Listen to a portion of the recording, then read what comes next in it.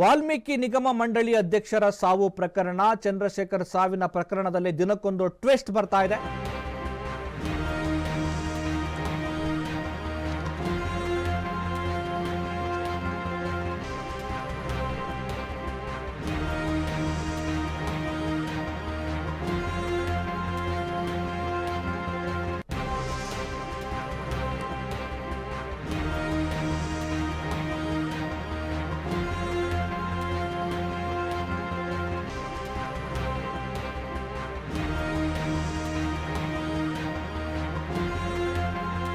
ವಾಲ್ಮೀಕಿ ನಿಗಮ ಮಂಡಳಿ ಅಧ್ಯಕ್ಷರ ಸಾವು ಪ್ರಕರಣ, ಚಂದ್ರಶೇಖರ್ ಸಾವಿನ ಪ್ರಕರಣದಲ್ಲಿ ದಿನಕ್ಕೊಂದು ಟ್ವಿಸ್ಟ್ ಬರ್ತಾ ಇರುವಂತದ್ದು. ಚಂದ್ರಶೇಖರ್ ಮನೆಯಲ್ಲಿ ಸಿಐಡಿ ಟೀಮ್ನಿಂದ ತಪಾಸಣೆ ಆಗ್ತಾ ಇದೆ. ತಪಾಸಣೆ ವೇಳೆ ಬ್ಯಾಗ್ನಲ್ಲಿ ಪೆನ್ ಡ್ರೈವ್, ಲ್ಯಾಪ್ಟಾಪ್ ಪತ್ತೆಯಾಗಿರುವಂಥದ್ದು. ಈ ಒಂದು ಪ್ರಕರಣ ಸಚಿವ ನಾಗೇಂದ್ರಗೆ ಉರುಳಾಗುತ್ತಾ ಅನ್ನುವಂಥ ಪ್ರಶ್ನೆಗಳಿಗೆ ಕಾಡ್ತಾ ಇರುವಂತದ್ದು. ಯಾಕೆಂದ್ರೆ ಈ ಒಂದು ಇಲಾಖೆ ನಾಗೇಂದ್ರ ಅವರ ವ್ಯಾಪ್ತಿಗೆ ಬರುತ್ತೆ. ವಾಲ್ಮೀಕಿ ನಿಗಮ ಮಂಡಳಿ ಭ್ರಷ್ಟರ ಕೂಪ ಆಯ್ತಾ? ಈ ಒಂದು ಭ್ರಷ್ಟಾಚಾರದಲ್ಲಿ ಯಾರೆಲ್ಲ ಭಾಗಿಯಾಗಿದ್ದಾರೆ, ಅದರಲ್ಲಿ ಬ್ಯಾಂಕ್ ಮುಖ್ಯಸ್ಥರು ಭಾಗಿಯಾಗಿದ್ದಾರೆ, ಮತ್ತೆ ಯಾರೆಲ್ಲ ಅಧಿಕಾರಿಗಳು ಭಾಗಿಯಾಗಿದ್ದಾರೆ ಅನ್ನೋದ್ರ ಬಗ್ಗೆ ಗಂಭೀರವಾದಂತಹ ತನಿಖೆ ನಡೀತಾ ಇರುವಂಥದ್ದು. ಇದೇನಾದರೂ ಯಾಕೆಂದರೆ ಬಿಜೆಪಿಯ ನಾಯಕರುಗಳು ಈ ಹಿಂದೆ ಏನು ಈಶ್ವರಪ್ಪನವರ ಪ್ರಕರಣಕ್ಕೆ ಸಂಬಂಧಪಟ್ಟಂಗೆ ರಾಜೀನಾಮೆಯನ್ನು ಪಡೆದುಕೊಂಡಿದ್ರು. ಇದೀಗ ಕಾಂಗ್ರೆಸ್ ಸರ್ಕಾರದಲ್ಲಿ ವಿಪಕ್ಷಗಳು ಆಗ್ರಹ ಪಡಿಸ್ತಿರುವಂಥದ್ದೇನು ಅಂದರೆ ರಾಜೀನಾಮೆ ಕೊಡಲಿ. ಇದೊಂದು ಅತ್ಯಂತ ಗಂಭೀರವಾದಂತಹ ಒಂದು ಪ್ರಕರಣ. ಸುಮಾರು 187 ಕೋಟಿಗೂ ಹೆಚ್ಚು ಹಣ ಲೂಟಿಯಾಗಿರುವಂತಹ ಸಾಧ್ಯತೆ ಇದೆ. ಅದು ಯಾರಿಗೆ ಸೇರಬೇಕಾಗಿದ್ದಂಥ ಹಣ? ಪರಿಶಿಷ್ಟ ಪಂಗಡದವರಿಗೆ ಸೇರಬೇಕಾಗಿದ್ದಂಥ ಹಣ.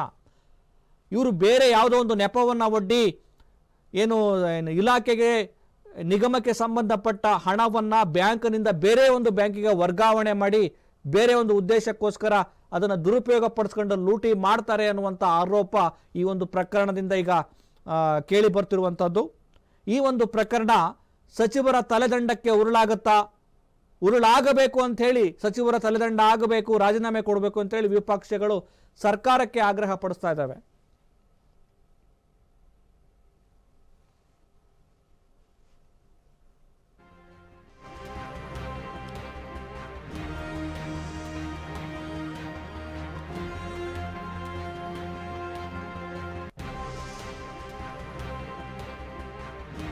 ಎಸ್ಟಿ ನಿಗಮದ ಒಳಗಡೆ ಭ್ರಷ್ಟಾಚಾರದ ಆರೋಪ ಕೇಳಿ ಬಂದಿರುವಂಥದ್ದು.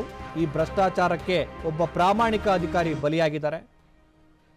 ಅವರು ಆ ಡೆತ್ ನೋಟಲ್ಲಿ ಏನೆಲ್ಲ ಈ ಪ್ರಕರಣದಲ್ಲಿ ಯಾವ ರೀತಿ ಭ್ರಷ್ಟಾಚಾರ ಆಗಿದೆ ಅಂತ ಇಲ್ಲಿ ಎಲ್ಲ ವಿಚಾರಗಳನ್ನು ಸವಿಸ್ತಾರವಾಗಿ ಬರೆದಿದ್ದಾರೆ. ಆದರೆ ಈ ಒಂದು ಪ್ರಕರಣವನ್ನು ರಾಜ್ಯ ಸರ್ಕಾರ ಯಾಕೋ ಅತ್ಯಂತ ಗಂಭೀರವಾಗಿ ಪರಿಗಣಿಸಿಲ್ಲ ಅಂತ ಕಾಣುತ್ತೆ. ಏನು ಹಾಗೇ ಇಲ್ಲ, ಮೌಖಿಕ ಆದೇಶ ಕೊಡೋದಕ್ಕೆ ಸಾಧ್ಯ ಇಲ್ಲ, ಹಾಗೆ ಹೀಗೆ. ಆಗಿದ್ರೆ ತಪ್ಪು ಮಾಡಿದವ್ರು ಯಾರು? ಆಗಿದ್ರೆ 187 ಕೋಟಿ ಹಣ ಬೇರೊಂದು ಬ್ಯಾಂಕಿಗೆ ವರ್ಗಾವಣೆ ಆಗುತ್ತೆ ಅನ್ನೋದಾದ್ರೆ ಆ ಹಣ ಸಾರ್ವಜನಿಕರದಲ್ವಾ? ಆ ಹಣ ಪರಿಶಿಷ್ಟ ಪಂಗಡದವರಿಗೆ ಸಿಗಬೇಕಾಗಿತ್ತಲ್ಲವಾ? ಯಾಕೆಂದರೆ ಯಾವುದೇ ಒಂದು ಎಸ್ ಟಿ ನಿಗಮ ಅಂತಂದ್ರೆ ಏನು? ಎಸ್ ಟಿ ಸಮುದಾಯದ, ಪರಿಶಿಷ್ಟ ಪಂಗಡದ, ದಮನಿತ ಸಮುದಾಯಗಳ ಅಭ್ಯುದಯಕ್ಕಾಗಿ ಇರುವಂಥ ಒಂದು ಸಂಸ್ಥೆ. ಈ ಒಂದು ಹಣದಲ್ಲಿ ಇಂತಿಷ್ಟು ಹಣವನ್ನು ಬಜೆಟ್ನಲ್ಲಿ ಸರ್ಕಾರ ಕೊಡುತ್ತೆ ನಿಗಮಕ್ಕೆ. ಈ ಹಣವನ್ನು ತೆಗೆದುಕೊಂಡು ನೋಡ್ರಪ್ಪ, ನೀವು ಈ ಸಮುದಾಯಕ್ಕೆ ಬೇರೆ ಬೇರೆ ಕಲ್ಯಾಣ ಕಾರ್ಯಕ್ರಮಗಳನ್ನು ರೂಪಿಸಿ ಅವರ ಅಭ್ಯುದಯಕ್ಕೆ, ಅವರನ್ನು ಮುನ್ನೆಲೆಗೆ ಕರೆತರುವ ವಿಚಾರದಲ್ಲಿ ಹಂಚಿ ಹಣವನ್ನು ಕೊಡಿ ಅಂಥೇಳಿ ಹೇಳಲಾಗತ್ತೆ.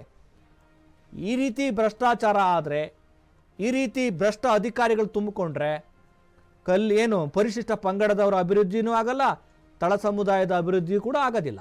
ಹಾಗಾಗಿ ವಿಪಕ್ಷ ಈಗ ಸರ್ಕಾರದ ವಿರುದ್ಧ ಮುಗಿಬಿದ್ದಿದೆ. ಇದು ಅತ್ಯಂತ ಗಂಭೀರವಾದಂತಹ ಪ್ರಕರಣ.